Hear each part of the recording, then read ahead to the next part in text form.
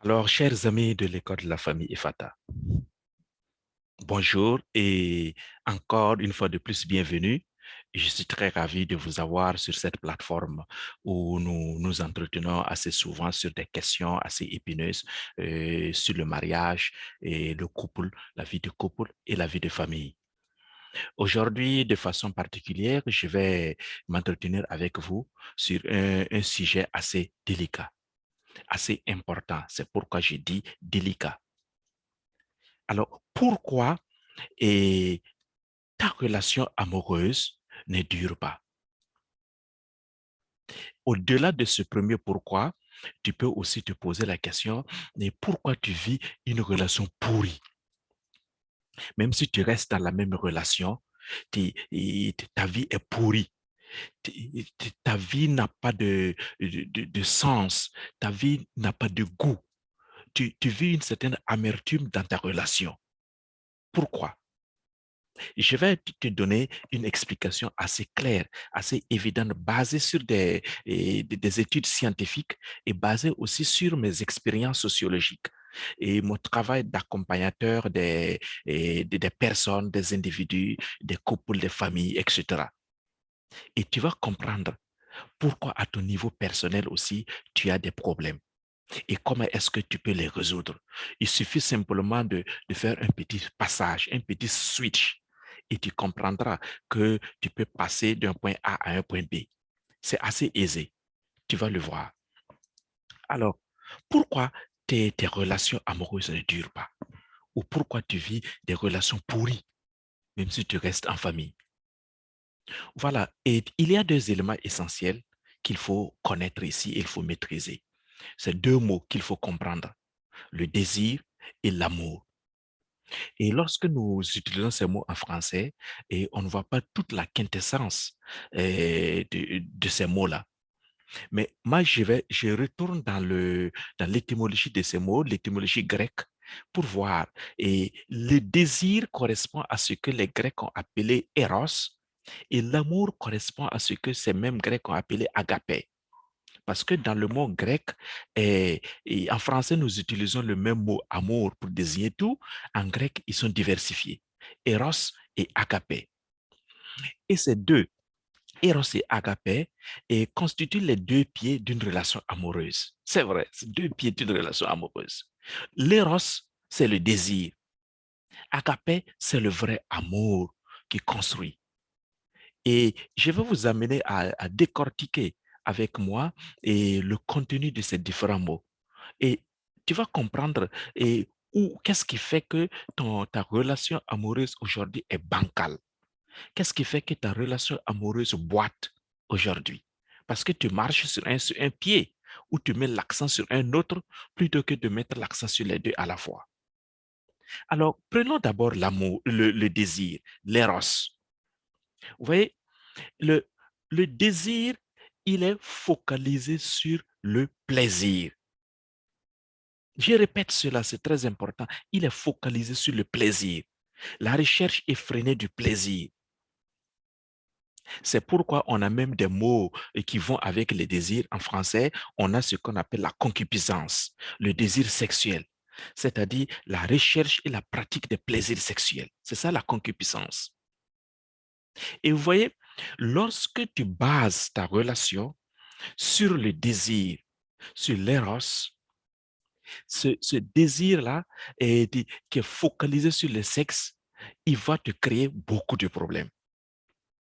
D'abord, l'insatisfaction, parce que ce n'est pas tout le jour que tu vas pouvoir avoir ce plaisir-là. Deuxièmement, ce plaisir, il est éphémère, c'est-à-dire il n'est pas stable et durable. C'est quelque chose qui passe. Et c'est pourquoi tu vas te rendre compte que lorsque tu recherches ce désir sexuel-là, ce plaisir sexuel, et que tu ne l'as pas dans la relation, quelle est l'attitude des gens? Ils s'énervent, ils se fâchent. Et j'entends certains même qui disent que ben, tu ne m'aimes pas, c'est pourquoi tu ne me donnes pas le sexe. Non. Celui qui dit ça aussi même n'aime pas celui à qui il dit ça, puisque lui, il n'est que sur le désir là. Donc, vous voyez, les caractéristiques du désir sont claires. il va te rendre malade, il va te blesser. Parce que toi, tu ne recherches que ce plaisir-là. Et si tu ne gagnes pas ce plaisir, qu'est-ce qui va se passer? Tu vas aller chercher ailleurs ce plaisir-là. Et j'entends même des femmes dire que mais c'est comme je ferme la boutique. Alors, tu fermes la boutique, lui qui est basé sur le désir, le plaisir, qu'est-ce qu'il fait? Il va aller chercher ailleurs. Donc, lorsque tu focalises ta relation sur le désir, sur l'éros, s'il venait à manquer, il va te pousser à l'infidélité. Tu vois déjà le problème que cela te crée. Le simple fait de baser ta relation sur le désir, sur l'éros. Alors, une autre caractéristique de ce désir, c'est quoi? C'est que le désir, il est impulsif, il est à la surface. Il va jamais à la profondeur de la relation. Il est vraiment impulsif. Je veux c'est le sexe. C'est le plaisir.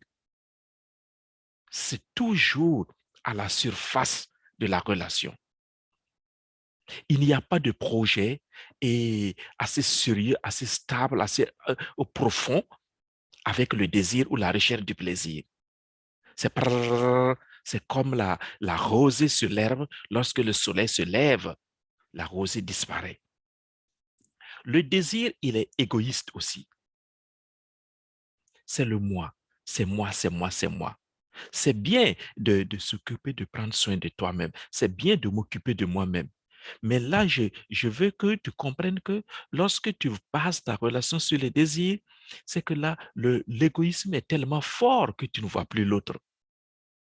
Tu ne recherches que ton propre plaisir, tu ne recherches que ton propre bien. C'est égoïste en ce moment.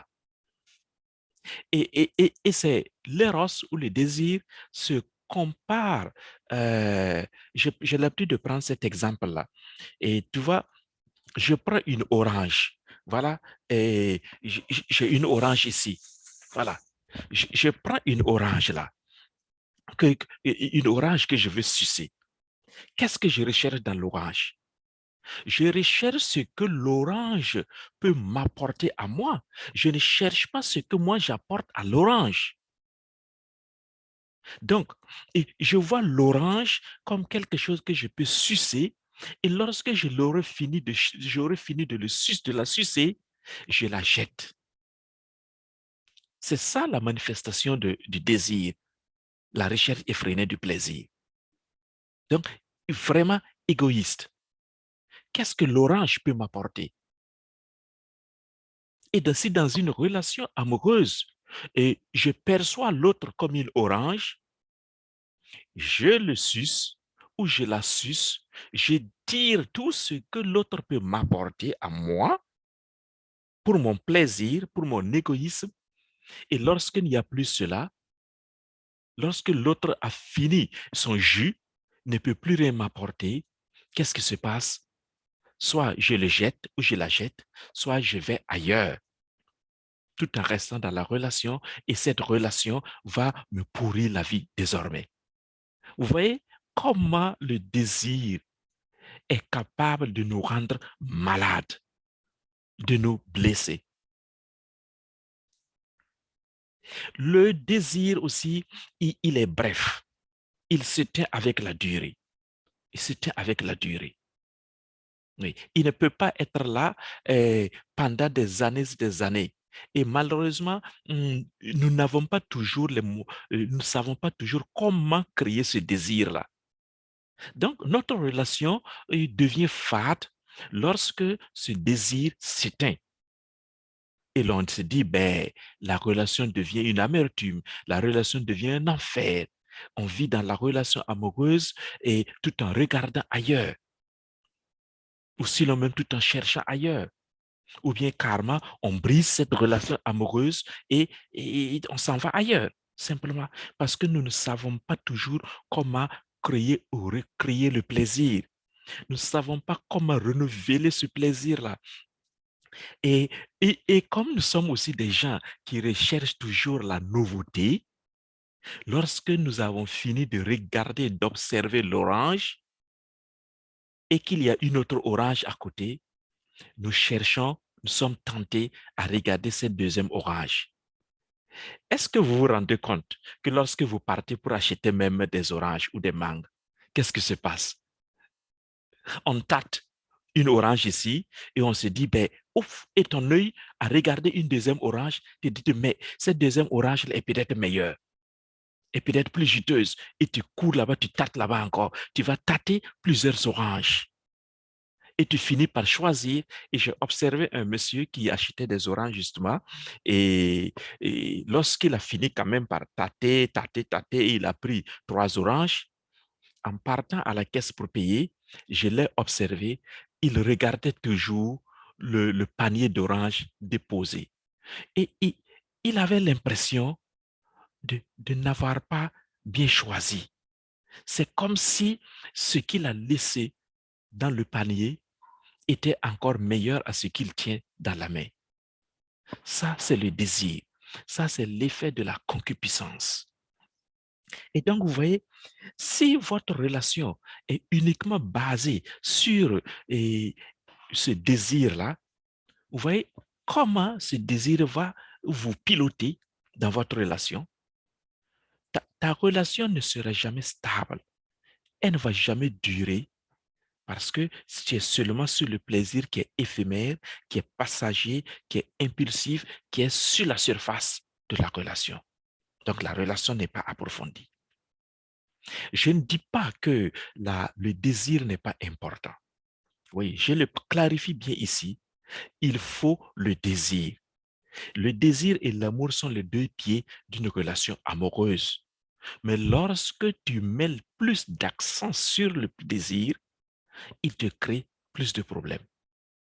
Et c'est pourquoi ta relation ne dure pas. C'est pourquoi on se chamaille dans la relation amoureuse, dans le couple par exemple, parce que on s'attend à ce que l'autre soit comme, on voit toujours l'autre comme une orange, dont moi je vais tirer des intérêts, des bénéfices. Vous voyez? Et quand je ne gagne pas cela, je suis aigri dans la relation. Tu peux continuer la liste pour étudier davantage les effets négatifs de ce désir effréné, de cette recherche effrénée du plaisir-là.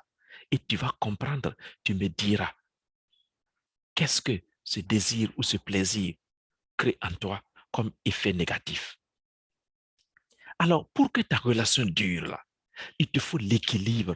Il te faut un certain équilibre entre les deux, le désir, l'eros et l'agapé, l'amour. Et tu vas voir ce que l'amour fait. Moi, je préfère celui-là qui base sa relation plutôt sur l'amour agapé que plutôt sur le désir seulement. Tu vas voir les effets positifs de l'amour agapé. L'amour agapé est focalisé sur la personne. Voilà. Je suis en relation en couple avec une femme, ma femme, mon épouse, et donc je me focalise sur cette personne-là. Je crée toute mon attention, je draine toutes mes énergies vers cette personne-là, cette femme-là.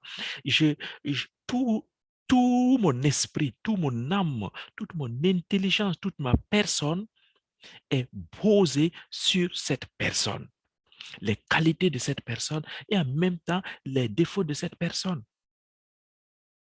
Et c'est cette personne que j'ai choisie. Et l'amour étant focus sur cette personne va développer en moi les bonnes manières de faire, va développer en moi les bonnes pensées, les pensées positives pour cette personne, va ouvrir mes yeux et me permettre de voir davantage les qualités de cette personne plutôt les défauts de cette personne. Dans le désir, là, lorsque le désir vacille, il te pousse à voir uniquement les défauts de cette personne. La personne est méchante, la personne n'est pas bonne, la personne n'est. Voilà. Or, dans l'amour, l'amour te pousse à voir beaucoup plus les qualités, la bonne volonté, le potentiel de cette personne, désir de la volonté de cette personne de faire mieux dans ta relation, l'engagement de cette personne. Vous voyez, c'est pourquoi j'avais dit au départ, il faut savoir switcher, passer du désir et eros et pour aller vers l'amour agapé, c'est-à-dire grandir, faire cette traversée-là. Et cela ne se fait pas en un seul jour. C'est au cours des années. Effectivement, tu vas voir que, et comme je disais, l'amour, il est focus sur la personne. Qu'est-ce que ça veut dire? Et c'est la valeur que tu apportes à l'autre. C'est ça qui est l'amour. Ce n'est pas ce que moi j'expérimente, comme dans le cadre du désir là, mais c'est ce que l'autre expérimente à cause des actions que je mène sur sa vie, autour de sa vie et dans sa vie. Qu'est-ce que moi j'ai dit à la personne et comment j'ai dit ça à la personne? Qu'est-ce que je fais pour la personne et à la personne?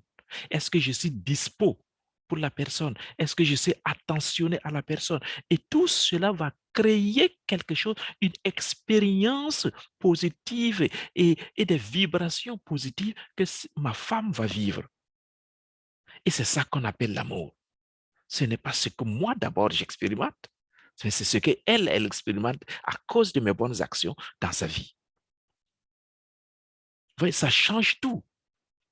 Je ne regarde plus ma femme ou mon conjoint, ma conjointe, comme une orange dont je vais tirer un intérêt ou un bénéfice quelconque, mais je regarde mon conjoint ou ma conjointe comme une personne sur qui je vais investir. Parce que moi-même, je reconnais mes potentialités, je reconnais mes valeurs, je reconnais mes capacités et j'apporte quelque chose à la vie de la personne là. Vous voyez, c'est très, très différent du désir ici. Et l'amour agapé se développe avec le temps. Il se développe avec le temps. Il s'amplifie avec le temps. C'est pourquoi à un certain moment, tu vas voir des vieux couples qui sont passés du désir, là, avec l'âge, là d'ailleurs, la maturité ou la maturation, ils sont passés du désir à l'amour agapé. Les gens disent qu'ils vivent comme des frères et sœurs. Non, ce n'est pas des frères et sœurs. Non, non, puisque c'est un couple. Non, non. Ça, c'est un refrain que les gens ont l'habitude de raconter comme ça, de dire et tout le monde chante le même refrain. Non, ce ne sont pas des frères et sœurs. Mais ils sont passés à une autre étape où ils vivent le vrai amour là. Donc, qui s'est amplifié avec le temps. Et chacun a compris qu'il devient un soutien, un support pour l'autre et qu'il doit apporter quelque chose à la vie de l'autre. Et c'est ainsi, tu vas voir ces vieux couples qui sont assis ensemble en train de causer, en train de se taquiner, et ça donne envie de faire comme eux aussi. Voilà. Et l'amour, le vrai amour agapé, développe la personne. Il développe la personne. Une personne ne peut pas être avec toi dans une relation et devenir moins bonne que ce qu'elle était auparavant, avant de rentrer dans la relation avec toi. Non, si tu vis le vrai amour avec une femme, donc dans le couple, ou avec un homme dans le couple, ce monsieur ou cette femme doit devenir la, comment, et, la version, sa version, la meilleure de ses versions. Pourquoi? Parce que tu aurais été un support. Voilà, tu aurais été un soutien dans sa vie pour l'aider à grandir, l'aider à avancer intellectuellement, dans ses études, dans son boulot professionnellement, l'aider à devenir plus mature émotionnellement, l'aider à devenir plus mature affectivement, plus sexuellement, physiquement, financièrement, dans tous les aspects de sa vie. C'est ça ce que l'amour fait. Et lorsque cet amour fait ça dans la vie de l'autre, mais qu'est-ce qui se passe? Cette relation s'inscrit nécessairement dans la durée. Vous voyez? Ça s'inscrit dans la durée parce que c'est tout ce que chaque être humain recherche. Même toi qui m'écoutes, c'est ce que tu recherches dans une relation amoureuse. Voilà. Tu ne voudrais pas être dans une relation amoureuse où on t'exploite. Voilà, où tu es usé. Non, non, non. Tu n'es pas un objet, tu es une personne humaine. Et c'est ça qui fait la différence entre l'orange et toi. Voilà. Donc, ne mélange pas les choses là. Ensuite, une autre caractéristique de l'amour prend du temps, l'amour est là, mais il est stable.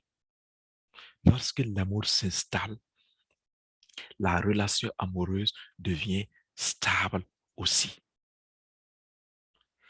c'est blanc, blanc, bling, bling, ça chavire là, à gauche, à droite. Non, lorsqu'il y a l'amour, même s'il y a des hauts et des bas, tu vas voir que ta relation dans le couple est stable. Et rien ne peut venir de dehors bouleverser votre vie. Et l'autre caractéristique aussi qui est très, très intéressante ici avec l'amour agapé, c'est que l'amour agapé va en profondeur. Oui, va en profondeur, ce qui est différent du désir qui est à la surface. C'est lorsque tu aimes la personne là que tu vas tenir compte des saisons de la personne. Dans chaque vie, il y a des saisons. Je prends un exemple simple et avec la femme. La femme a des périodes. L'homme à tout moment, 24 heures sur 24, 365 jours, 350 jours, il est toujours prêt pour faire des rapports sexuels, mais ce n'est pas toujours le cas avec la femme qui a des cycles. Et lorsque tu aimes d'un amour agapé ta femme, tu respectes, tu vas en profondeur pour comprendre la personnalité et toute la personne de cette femme-là et tu deviens respectueux de ce qu'elle vit et de ce qu'elle traverse. Et donc là, même lorsque tu as le désir de faire vivre l'intimité, les relations sexuelles et que ta femme en ce moment dit, Monsieur chéri, je ne suis pas disponible, lorsque tu vis l'amour vrai, tu ne peux jamais être frustré. Mais si c'est le désir, ça va être la bagarre, ça va être le choc, ça va être le tango. Ouais, qu'elle ne m'aime pas, elle ne m'aime pas. Non, l'amour est respectueux. L'amour va en profondeur. Il en est de même pour la femme à l'égard de son mari, qui va apprendre à se soumettre et à respecter cet homme-là, même dans ces moments les plus difficiles que l'homme-mari pourrait traverser, ou que l'homme soit au chômage, ou qu'il soit handicapé à un certain moment de sa vie. La femme, si elle vit d'un amour agapé pour son mari, pour son époux, apprendra et saura toujours comment respecter ce monsieur-là, cet homme-là. Et voilà, dernière caractéristique, c'est que l'amour agapé récompense toujours celui qui aime. Si tu aimes ton conjoint, ta conjointe de cette manière-là, qu'est-ce qui se passe? C'est que tu reçois quelque chose en retour. Oui, tu as donné, mais tu recevras beaucoup plus grand que ça. Si tu apprends, par exemple, à respecter toi, homme, à respecter la femme et à l'affectionner, à être plus attentionné à elle, tout ce que tu apportes dans sa vie à travers l'amour agapé, cette femme devient la personne la plus extraordinaire qui en profite dans le couple. Oui, cher monsieur, répondez-moi. Oui, répondez-moi. Toi qui m'écoutes là, réponds-moi. Qui en profite? C'est toi qui gagne. C'est toi qui gagne. Quand cette femme-là, elle est épanouie, quand elle est joviale, quand elle manifeste son caractère coquette, qui en profite dans la maison, c'est toi, homme. Donc laisse tomber ton orgueil d'homme-là et fais grandir, développe ta femme. Et tu vas voir ce que ça fait. Et toi, femme qui m'écoute, lorsque tu te soumets à ton mari, c'est-à-dire tu respectes ton homme-là, tu lui parles avec des paroles respectueuses, tu as un regard respectueux, quelle que soit la situation qu'il traverse, tu reconnais son autorité. Avoir l'autorité, ce n'est pas seulement avoir la richesse, être millionnaire, non, c'est lui la tête. Quel que soit ce qu'il traverse, il demeure la tête. Si toi, ton corps, toi femme, je te parle à toi femme, quand ton corps est malade là, est-ce que tu enlèves ta tête, tu jettes, tu dis que ta tête, elle n'est plus utile? Non. Donc, ton mari qui est la tête de la famille, comme on dit le chef, mais si le chef en tant que ce chef serviteur, chef qui apporte quelque chose, oui, c'est pas chef qui brime, non, non, c'est pas dans ce sens-là, non. Donc, si tu apprends à respecter cet homme-là aussi, ce mari-là, cet époux-là, dans cet élan de soumission, comme je viens de l'expliquer, c'est pas une soumission esclave là, non. Tu apprends à le faire. Qu'est-ce qui se passe? Cet homme-là devient heureux, épanoui, et en retour, qui gagne? C'est toi, madame. Parce que cet homme-là, ce que tu as investi en cet homme-là, il va devenir meilleur, il va devenir extraordinaire. Et cet homme-là va encore venir s'investir en toi, madame. Donc, c'est vice-versa. Alors, tu vois, si ta relation amoureuse ne dure pas, ou si ta relation amoureuse est turbulente ou tourbillonnante, assieds-toi et regarde. Tu t'es beaucoup plus focalisé sur le désir, sur l'éros. Il est bien, mais il faut souvent apprendre à le maîtriser, à le minimiser pour faire grandir l'amour agapé. Donc, si tu veux que ta relation dure, fais grandir l'amour agapé. Autrement dit, si tu restes sur le désir qui est éphémère, avec toutes les caractéristiques du désir que je venais de te donner, si tu restes là-dessus, ta relation ne va jamais durer. Et qu'est-ce que tu vas connaître dans ta vie de couple? Chagrin, regret, amertume. On se chamaille tous les jours, palabres de chaque jour, et l'infidélité, les tromperies que l'on connaît. Et est-ce que c'est cela que tu recherchais en rentrant dans cette relation-là? Non. Je crois que chacun de nous, en rentrant dans toute relation amoureuse, est rentré avec l'espoir ultime que son futur, son lendemain sera meilleur. Mais ne rentre pas dans une relation amoureuse, dans la vie de couple, et avec ce sentiment de désir éros-là seulement. Non. Tu vas saboter toi-même, c'est de l'auto-sabotage. Tu vas saboter toi-même ta relation amoureuse. Mais plutôt va dans la relation, dans le mariage, pour être une bénédiction pour l'autre, pour être un blessing pour l'autre. Il ne faut pas rentrer pour être un porteur de problèmes, pour être comme une source de problèmes, mais plutôt une bénédiction. Tu vois, messieurs, tu vois, madame, où se trouve maintenant ton problème? Travaille davantage à, à faire grandir ton éros, ton désir, et à le mixer beaucoup plus avec l'amour agapé. Autrement dit, pour conclure, retenez ceci. Et en passant, si tu n'es pas abonné à cette chaîne-là ou à cette page de la famille et l'école de la famille Fata, abonne-toi avant que je ne fasse la conclusion là. Oui, abonne-toi. Et comme ça, nous allons continuer à échanger plus tard ensemble parce que je te retrouverai encore ou tu me retrouveras encore sur, avec d'autres sujets.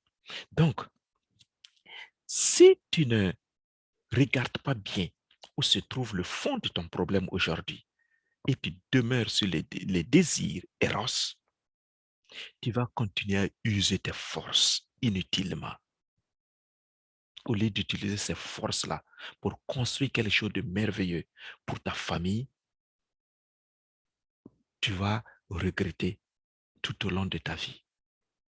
Non, ce n'est pas ce que je te souhaite. Je souhaite seulement que tu connaisses la joie de vivre en couple, que tu connaisses la joie de vivre en famille.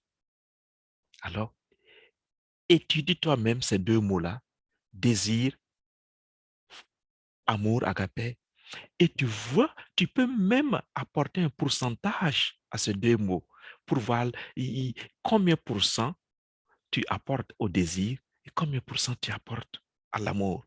Dans ton cas précis, dans ta situation précise là, c'est toi qui connais ton contexte là. Et tu vas voir, si tu accordes 60, 70%, 80% au désir, tu vas voir que ta relation est comme ça. Si tu apportes, parce que le désir va être là et ta relation va être penchée comme ça, elle va être boiteuse. Mais si tu apportes un certain équilibre, surtout beaucoup plus d'amour agapé, tu vas voir que ta relation amoureuse marche sur les deux pieds et elle avance. Et c'est cela que j'appelle une relation épanouie, un couple épanoui, une famille épanouie. Et tu construis, tu montes et ton entourage aussi admire et ça leur donne envie de faire comme toi. Sois un témoignage du vrai amour. Donne envie aux autres de s'aimer et de vivre dans le couple et dans le mariage.